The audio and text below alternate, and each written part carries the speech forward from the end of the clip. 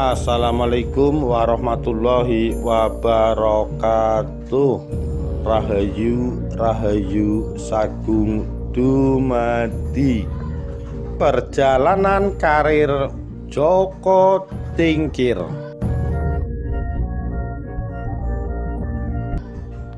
Ditulis oleh Puja Kusuma 19 Oktober 2021.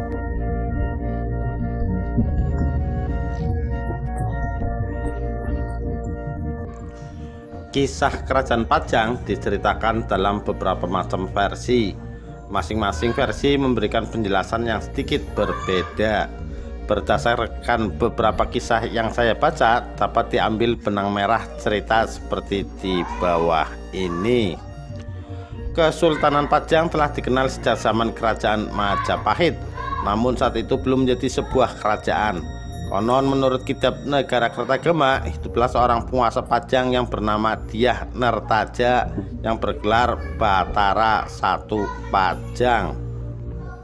Wanita ini merupakan adik dari Raja Majapahit saat itu dan ibu dari Wikramawardhana yang akan menjadi Raja Majapahit selanjutnya. Saat Majapahit dipimpin oleh Brawijaya, muncullah nama daerah Pengging. Alkisah ada seorang putri dari Prabu Brawijaya bernama Retno Ayun Pembayun yang diculik oleh Menak Dali Putih. Menak Dali Putih adalah putra dari Menak Jinggo. Akhirnya datanglah seorang pahlawan bernama Jaka Sengsara merebut sang putri dari tangan penculik. Menak Dali Putih pun akhirnya tewas di tangan Jaka Sengsara. Karena jasa-jasanya dalam menyelamatkan sang putri, akhirnya Jaka Sengsara diangkat oleh Prabu Brawijaya sebagai Bupati Pengging dan dijadikan suami oleh Retno Ayun Pembayun. Jaka Sengsara diberi gelar Andayaningrat.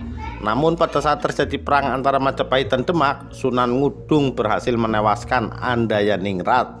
Kekuasaannya dilanjutkan oleh putranya yang bernama Raden Kebo Kenongo yang bergelar Ki Ageng Pengging. Pengging pun akhirnya menjadi daerah kekuasaan Demak. Awal mula munculnya Kerajaan Pajang diawali oleh pertempuran antara Arya Penangsang dan Joko Tingkir yang merupakan menantu dari Sultan Trenggono. Siapa sebenarnya Joko Tingkir? Joko Tingkir adalah putra dari Ki Ageng Pengging, Bupati Pengging yang dihukum mati karena menganut ajaran Syekh Siti Jenar yang dianggap sesat. Ki Ageng Pengging juga dituduh hendak memberontak pada Kerajaan Demak. Itulah mengapa akhirnya Ki Ageng Pengging dijatuhi hukuman mati. Namun ternyata kematian orang tuanya tidak membuat Joko Tingkir mendendam.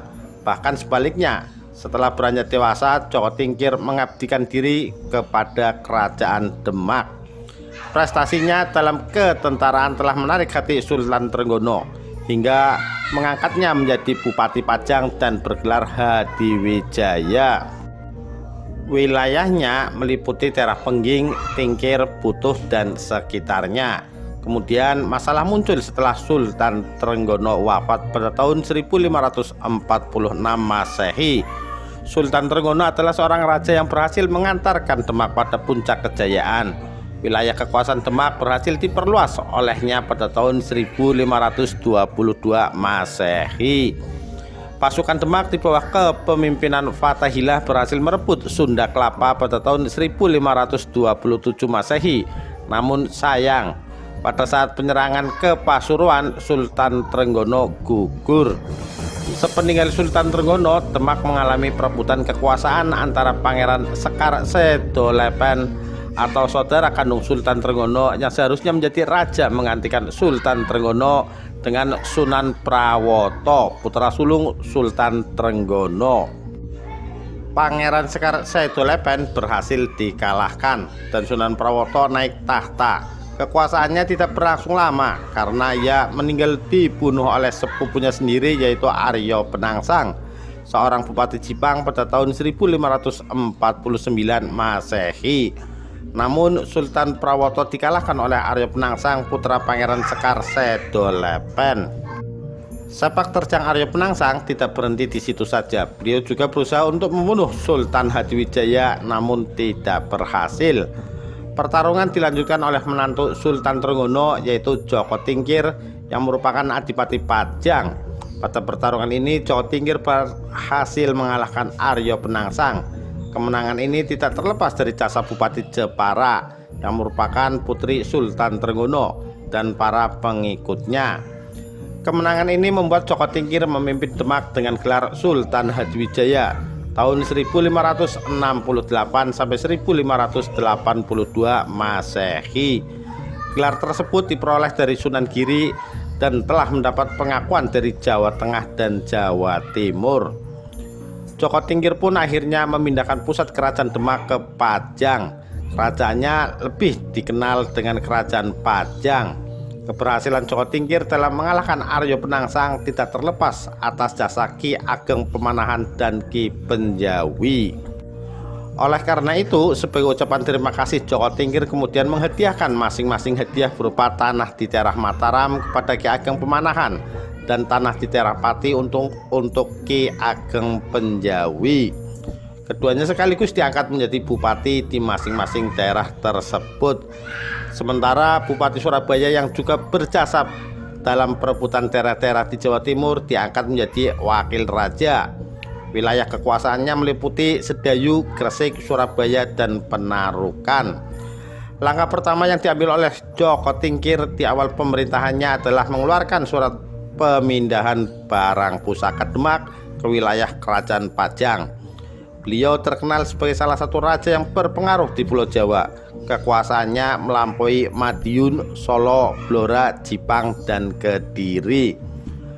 Pada tahun 1581, raja-raja terpenting di Pulau Jawa memberikan pengakuan kepada Sultan Hadiwijaya sebagai Sultan Islam.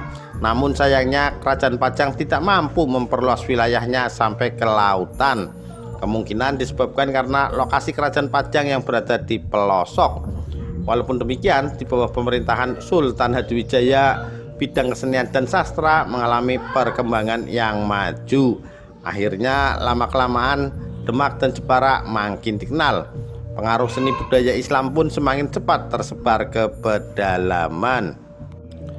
Pada awal kepemimpinan Sultan Hadiwijaya, Kerajaan Pajang baik-baik saja. Semuanya berubah sepeninggal Ki Ageng Pemanahan pada tahun 1575 Masehi.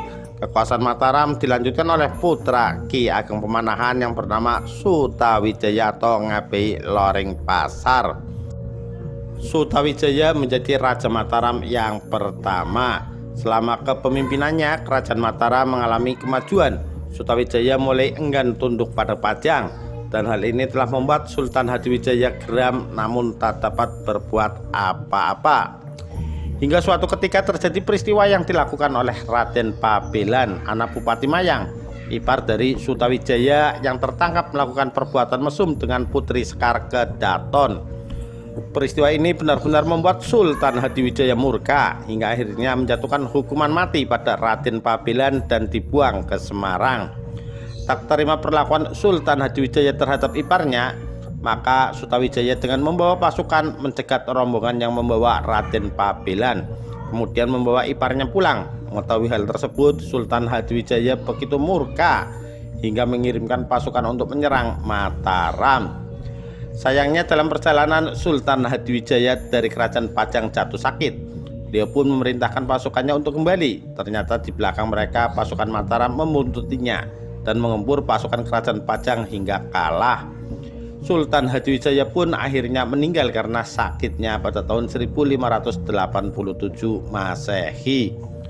Jasadnya dimakamkan di suatu daerah di bagian barat Taman Keraton Pajang. Tatanya dilanjutkan oleh menantunya Arya Pangiri yang merupakan anak Sunan Prawoto, sedangkan nasib anak Sultan Hadiwijaya yaitu Pangeran Benowo berhasil disingkirkan oleh Arya Pangiri dan dijadikan Adipati Jipang. Merasa diperlakukan tidak adil oleh Arya Pangiri, Pangeran Benowo kemudian meminta bantuan Sutawijaya untuk menyerang Kerajaan Pajang. Setelah berhasil menggulingkan Arya Pangiri, Pangeran Benowo pun akhirnya naik tahta. Meski hanya sebentar, beliau memilih untuk mengundurkan diri dan hidup untuk mengabdi pada agama. Kerajaan Pajang mengalami kekosongan pemerintahan karena Sutawijaya pun enggan menjadi Raja Pajang. karena sudah memiliki Kesultanan Mataram dengan cakupan kekuasaan yang lebih luas. Akhirnya Raja Mataram Sutawijaya yang bergerak Panembahan Senopati mengangkat Gagak Bening untuk menggantikan Sultan Benowo. Gagak Bening diangkat sebagai Adipati Pajang, namun ini pun tidak berlangsung lama karena Gagak Bening meninggal pada tahun 1591 Masehi. Ia digantikan oleh putra Pangeran Benowo. Inilah awal mula jatuhnya Kerajaan Pajang. Sutawijaya yang berhak atas Pajang tidak berkenan menetap di Pajang. Pajang pun ditinggalkan tanpa ada yang mengurus.